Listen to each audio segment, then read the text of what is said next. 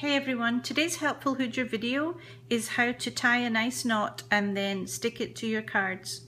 These two cards were made with the Christmas Cuties stamp set, which is in the Stampin' Up 2015 holiday catalogue. I stamped the images in Whisper White and then coloured them with blender pens. On this one I actually stamped also onto the gold foil paper with StazOn and then cut those little bells out and stuck them on with glue, just to give it a little bit of a shimmer.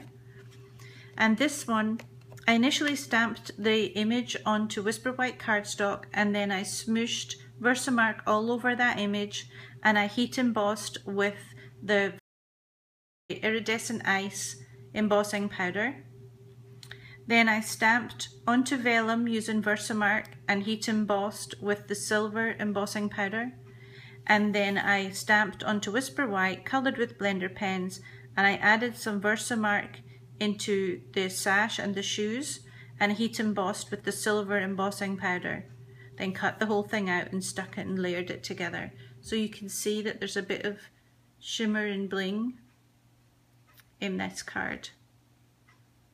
Okay, regardless of whether your card is in portrait or whether your card is landscape, so landscape, portrait, the technique for tying the knot is exactly the same.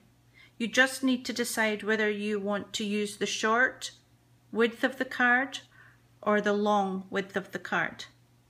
Now the short width can occur when the card is in portrait or when the card is in landscape. You see, this is still short length even though it's in landscape.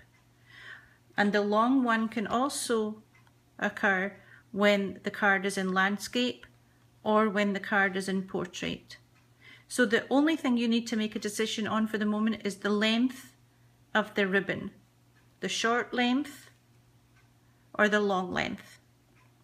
Okay. Stampin' Up has several sizes of punches.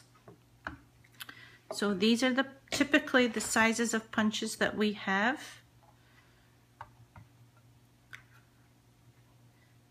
So for the regular size of card, which is 5.5 by 4 1/4, you're not going to need these two punches. You would be using these two. And for the short length of card for your ribbon, you're going to use this size. And for the long length of ribbon, you're going to use this size. In this video, I'm going to show you how to use this size of punch just because I think you will be able to see it clearer. So leave your ribbon on the reel because this will save you ribbon. Wrap your ribbon around your punch and tie in a regular knot. So just a regular up and over knot, and then pull so your ribbon is in this cross. You're going to do another up and over knot, but at this point we're going to manipulate the ribbon. So regular up and over knot. And then when we get to this point, we're going to hold the tail still. And we're going to manipulate the ribbon, that middle piece, so that it maneuvers nicely into the middle to give you that nice finish. Then you're going to take your ribbon scissors and trim your tails. So this is the only scrap that I have. Now, the next thing you need to decide is where you want your knot to be on the card. Do you want it to be at the side or in the middle, the top, or the bottom?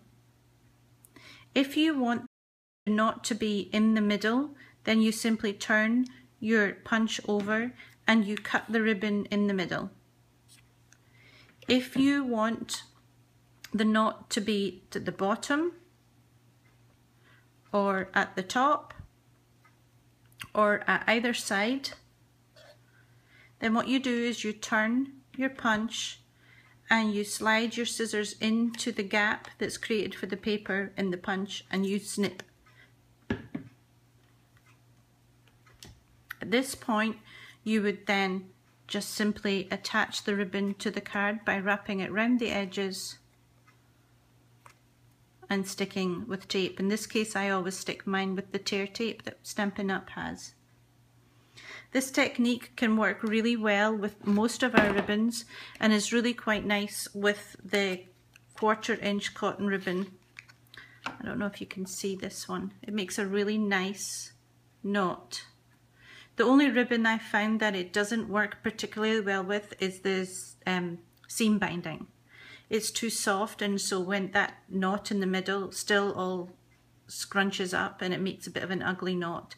So I tend to do bows when I'm using seam binding and knots when I'm wanting something like this. Okay, that's the easy way to make a knot.